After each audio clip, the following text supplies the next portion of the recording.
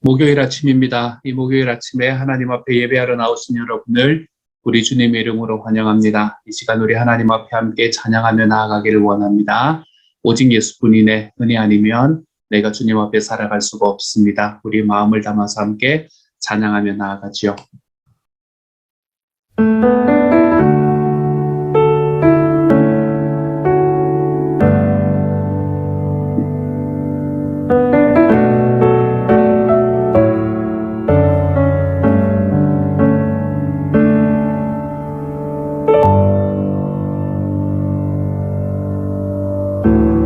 은혜 아니면 살아갈 수가 없네. 호흡마저도 다 주의 것이니 세상 평안과 위로 내게 없어도 예수, 오직 예수뿐이네. 은혜 아니면 살아갈 수가 없네. 호흡마저도 다 주의 것이니 세상 평안과 위로 내게 없어도 예수, 오직 예수뿐이네. 크신 계획 다 볼 수도 없고 작은 고난에 지쳐도 주께 묶인 나의 모든 삶 버티고 견디게 하시네. 은혜 아니면 살아갈 수가 없네. 나의 모든 것 다 주께 맡기니 참된 평안과 위로 내게 주신 주 예수, 오직 예수뿐이네.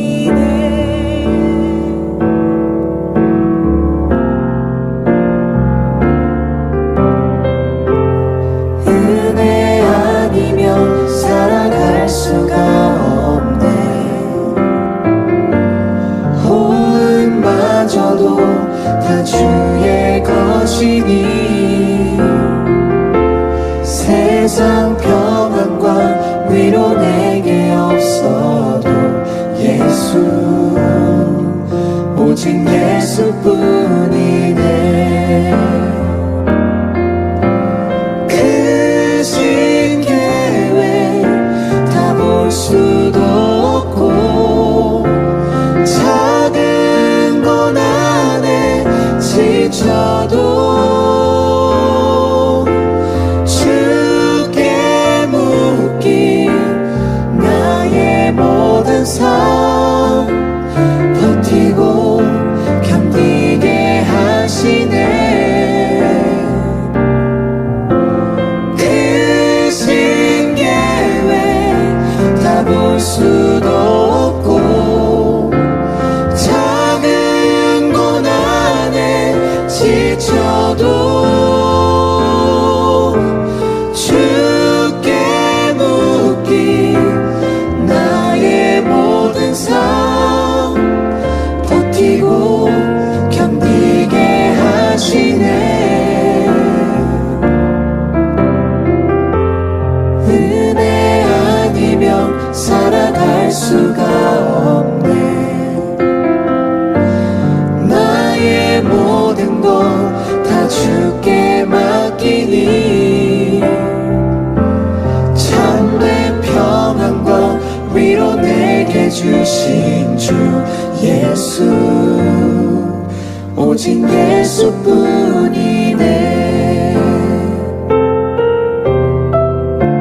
참된 평안과 위로 내게 주신 주 예수, 오직 예수뿐이네.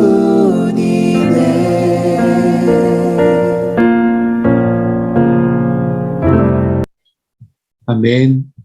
우리 함께 기도하며 나아갑니다. 사랑하는 하나님, 주님의 나라에 나아가는 길은 오직 은혜밖에 없다라는 것을 고백하며 살아갈 수 있도록 하나님께서 도와주시니 감사를 드립니다.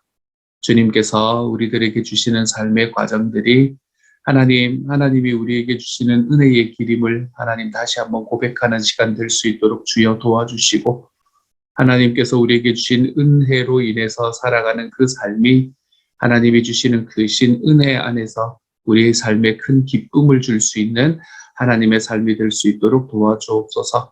오늘 말씀을 묵상할 때에 이 주님의 은혜를 하나님 다시 한번 묵상해 보는 시간 될 수 있게 하시기를 소망하며 모든 말씀 예수님 이름으로 기도드립니다. 아멘. 오늘 하나님께서 우리에게 주시는 말씀은 누가복음 18장 18절부터 30절까지의 말씀입니다. 우리 같은 목소리로 한번 읽어보도록 하죠. 어떤 관리가 물어 이르되 선한 선생님이여 내가 무엇을 하여야 영생을 얻으리이까? 예수께서 이르시되 내가 어찌하여 나를 선하다 일컫느냐? 하나님 한 분 외에는 선한 이가 없느니라.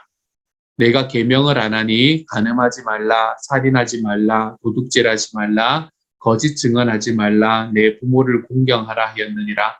여짜오되 이것은 내가 어려서부터 다 지키었나이다. 예수께서 이 말을 들으시고 이르시되 내게 아직도 한 가지 부족한 것이 있으니 내게 있는 것을 다 팔아 가난한 자들에게 나눠주라. 그리하면 하늘에서 내게 보화가 있으리라. 그리고 와서 나를 따르라 하시니 그 사람이 큰 부자이므로 이 말씀을 듣고 심히 근심하더라. 예수께서 그를 보시고 이르시되 재물이 있는 자는 하나님의 나라에 들어가기가 얼마나 어려운지 낙타가 바늘귀로 들어가는 것이 부자가 하나님의 나라에 들어가는 것보다 쉬우니라 하시니 듣는 자들이 이르되 그런즉 누가 구원을 얻을 수 있나이까? 이르시되 무릇 사람이 할 수 없는 것을 하나님은 하실 수 있느니라. 베드로가 여짜오되 보옵소서 우리가 우리의 것을 다 버리고 주를 따랐나이다. 이르시되 내가 진실로 너희에게 이르노니 하나님의 나라를 위하여 집이나 아내나 형제나 부모나 자녀를 버린 자는 현세의 여러 배를 받고 내세의 영생을 받지 못할 자가 없느니라 하시니라. 아멘. 아멘. 오늘의 말씀은 세 가지의 말씀으로 구성이 되어 있지만 사실은 이 세 가지가 하나로 이렇게 꿰뚫리는 그런 말씀을 우리에게 전해주고 있습니다. 먼저 첫 번째 스토리를 잠깐 말씀을 드리지요. 하루는 한 지방관리가 예수님께 질문을 합니다. 선하신 선생님, 제가 무엇을 해야 영원한 생명에 들어갈 자격을 얻겠습니까? 라고요. 그랬더니 예수님께서 대답을 하시지요. 어째서 나를 선하다고 하느냐? 오직 하나님 한 분 외에는 선하신 분이 없다.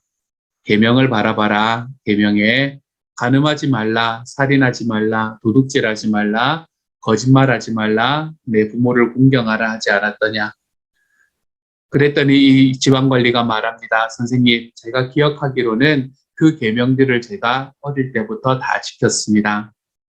예수님께서 그 말을 들으시고 다시 대답하지요. 그렇다면 남은 일은 하나밖에 없다. 내가 가진 것을 다 팔아서 가난한 사람들에게 거저 줘라. 그러면 내가 하늘의 부를 받게 될 것이다. 그런 다음에 다시 와서 나를 따라라. 이 이야기는 이 관리가 전혀 예상하지 못했던 이야기였습니다. 큰 부자인 사람이 바로 이 사람이었거든요. 그래서 그는 몹시 근심합니다. 그는 많은 것을 움켜쥐고 있었고 또한 그것을 놓을 마음이 없었기 때문이지요. 이 말씀은 우리에게 굉장히 잘 알려진 메시지 중에 하나입니다. 그렇죠? 여기서나 소위 말하는 한 부자 청년, 그 사람이 등장을 하는 것을 우리는 오늘의 말씀에서 볼 수 있게 됩니다. 이 사람은 부자였고 또한 관리였습니다. 요즘 말로 말하면 돈과 권력을 모두 다 손에 쥐고 있는 사람이었지요.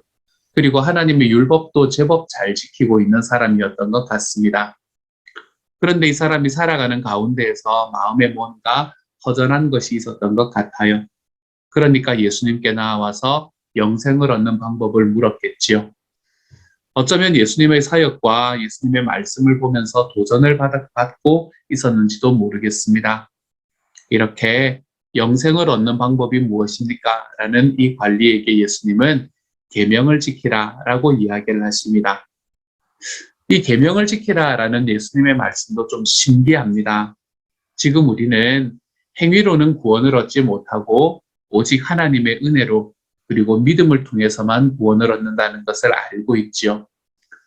그런데 예수님께서는 왜 나를 믿어라 라고 이야기하지 않고 계명을 지켜라 라고 이야기하셨을까요?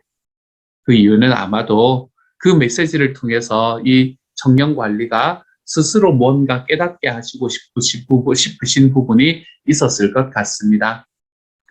그러면서 예수님께서 이야기하는 계명이 어떤 계명인가 하면 예수님은 10계명 중에서 5가지의 계명을 이야기를 하는데 이거는 10계명에서 5번째부터 9번째까지의 계명입니다.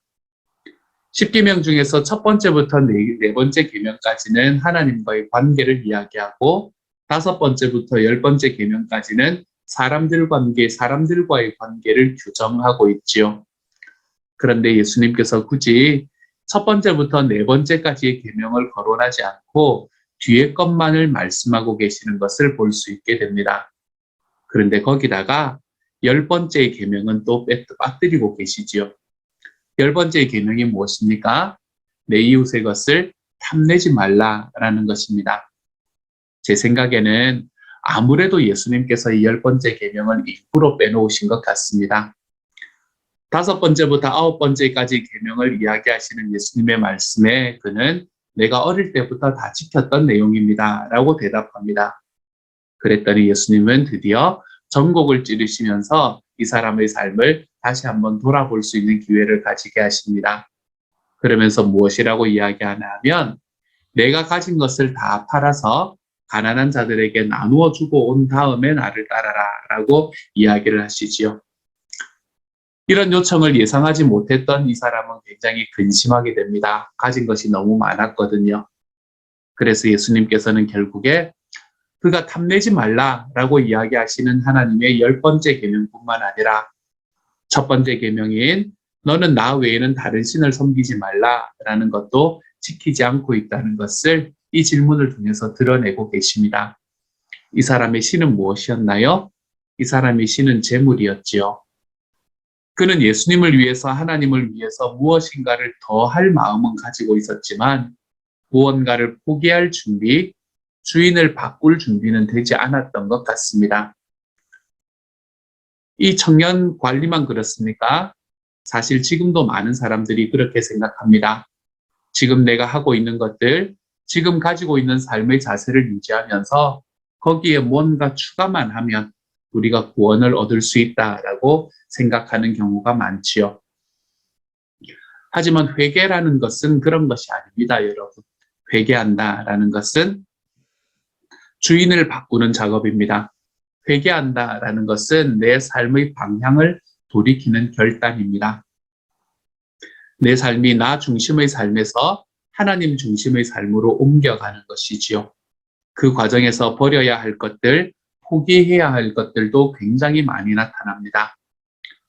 하나님의 은혜로 회개하고 예수 그리스도를 주님과 구세주로 믿고 구원받은 우리들도 여전히 이 포기, 버림의 문제로 고민하고 살아가게 마련입니다. 아직도 우리는 예수님을 사랑한다고 하면서도 많은 것들을 버리지 못하며 살아갈 때가 많으니까요. 사도 바울이 그의 삶 속에서 이것은 나의 배설물에 불과합니다 라고 이야기한 것들도 우리는 어느새 주섬주섬 주워 담기 일쑤입니다. 우리는 우리의 삶에 언젠가 우리 삶에 언제 이런 것들을 좀 내려놓고 하나님 앞에 살아갈 수 있게 되는 걸까요?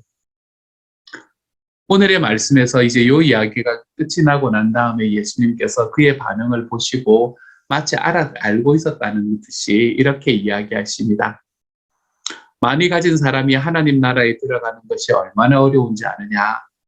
부자가 바늘귀에 들어가는 것보다 더 어려워. 부자가 하나님 나라에 들어가는 것보다 낙타가 바늘귀로 들어가는 것이 더 쉽다라고 이야기하시지요. 그랬더니 제자들이 묻습니다. 그러면 누가 과연 가망이 있다는 말입니까? 예수님께서 말씀하시지요. 너희 힘으로 해낼 수 있다고 생각하면 전혀 가망이 없다. 그러나 하나님께서 하실 수 있다고 믿으면 그것은 얼마든지 가능한 일이다. 라고 이야기하시는 본문입니다. 이 부자가 지금 한참 고민을 하고 있잖아요. 23절에서 말씀을 듣고 심히 근심하고 있잖아요. 모든 재산을 가난한 사람들에게 나누어 주고 따르라 라는 예수님의 명령에 근심하며 사실은 이제 이 누가복음의 말씀이 아니라 다른 복음서를 보면 떠나게 되거든요.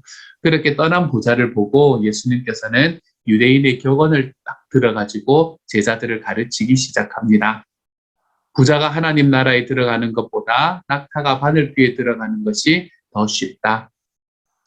이 말씀이 너무나 잘 이해가 되지 않는 부분이기 때문에 어떤 분들은 여기에 바늘귀라고 이야기하는 것은 예루살렘 성벽에 있는 작은 문을 뜻한다라고 이야기하시는 분들도 계십니다. 그렇지만 역사적으로 이것은 그럴 수가 없습니다. 왜냐하면 그 문은 예루살렘이 로마에 의해서 파괴됐다가 다시 재건된 후에 만들어진 문이기 때문에 이 시대에는 이 문이 존재하지 않았던 것 같아요. 그래서 이것은 아마도 유대인 특유의 과장법으로 보는 것이 더 맞는 것 같습니다. 여기서 부자라고 이야기하는 사람은 꼭 돈이 많은 사람을 의미하는 것만은 아닙니다. 여기서 부자라는 사람은 하나님 없이도 현재 자기 생활에 만족하는 모든 사람을 일컫는 말이라고 생각을 하시면 더 좋습니다.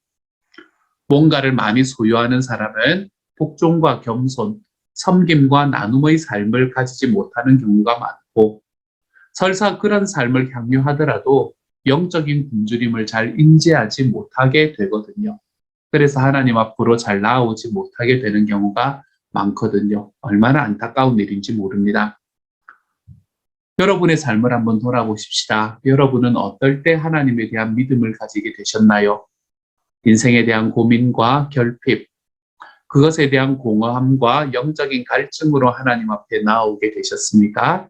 그렇다면 그것들이 진짜 하나님의 은혜입니다. 이것은 예수님을 주님과 구세주로 인정하고 구원을 받은 후에도 동일합니다. 여러분, 우리는 예수님을 믿고 난 다음에도 어떤 문제가 없으면 하나님 앞에 나 잘 나아가지 않는 경우가 있지 않습니까? 그렇죠? 사실 어려운 일이 있을 때 내 힘으로 해결할 수 없는 문제가 닥쳐올 때 비로소 우리가 하나님 앞에 엎드리지 않습니까?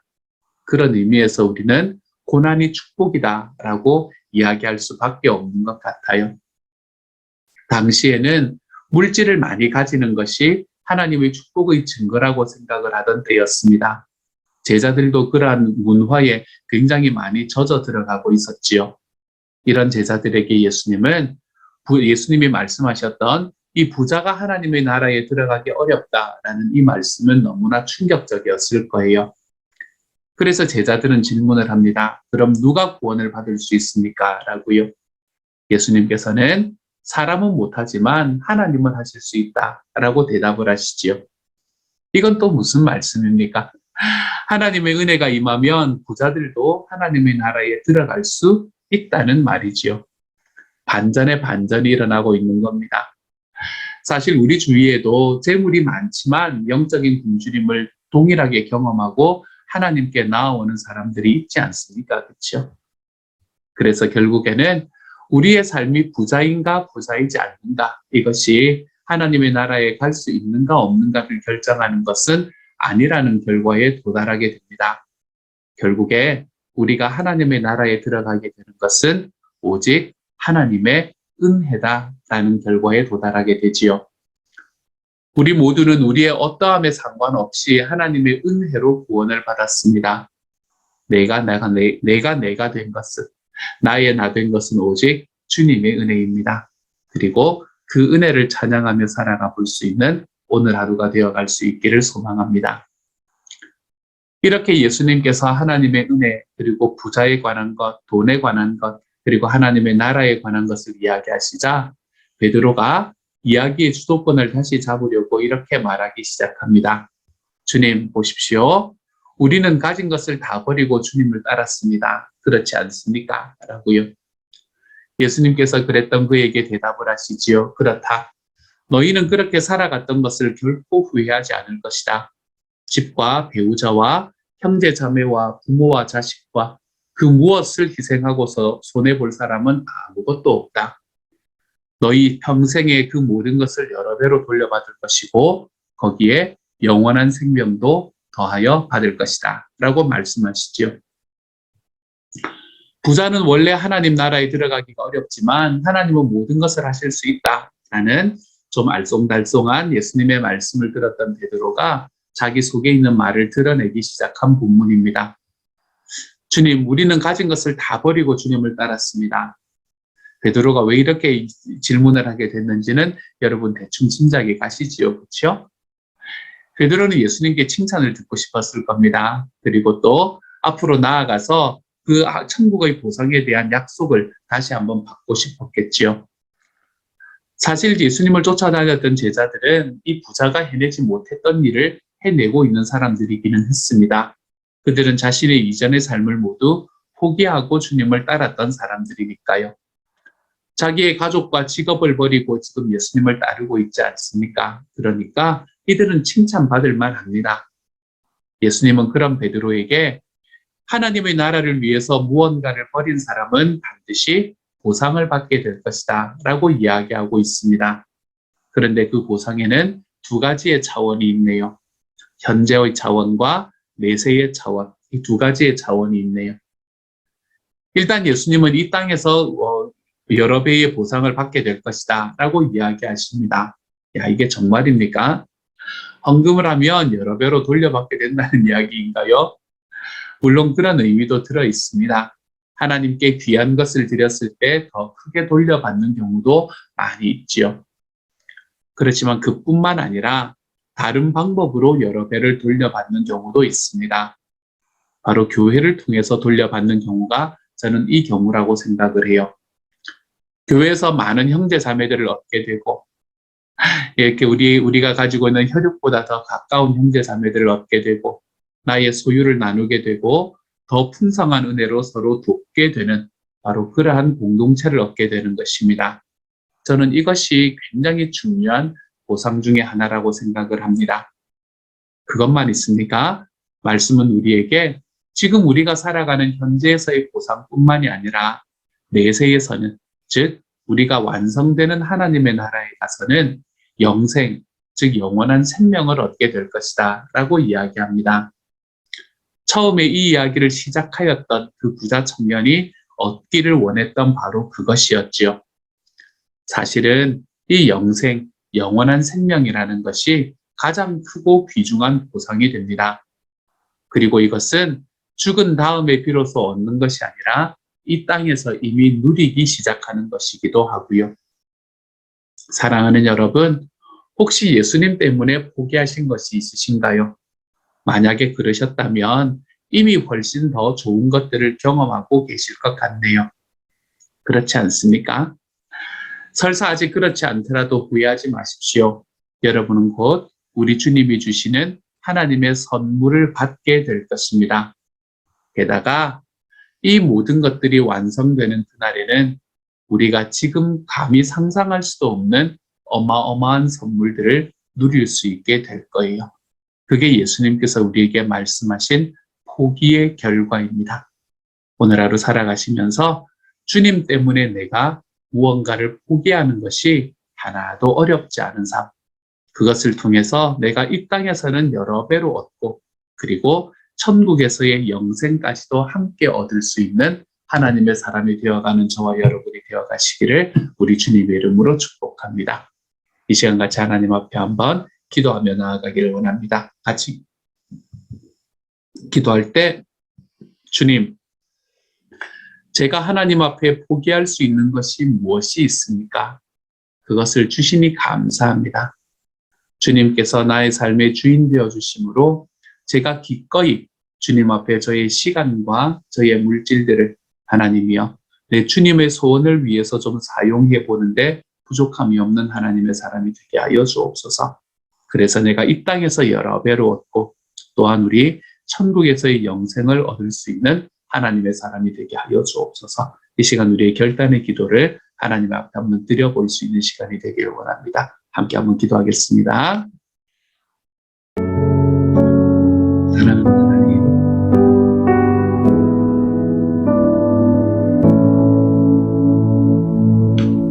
땅에서 주님,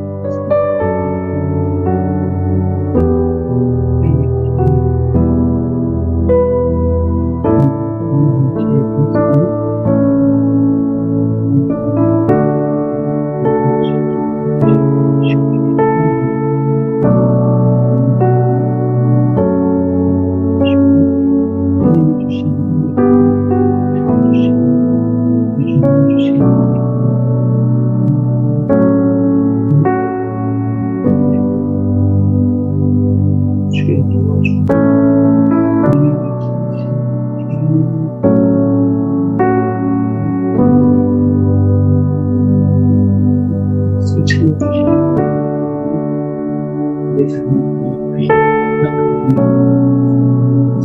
하나님을 아버지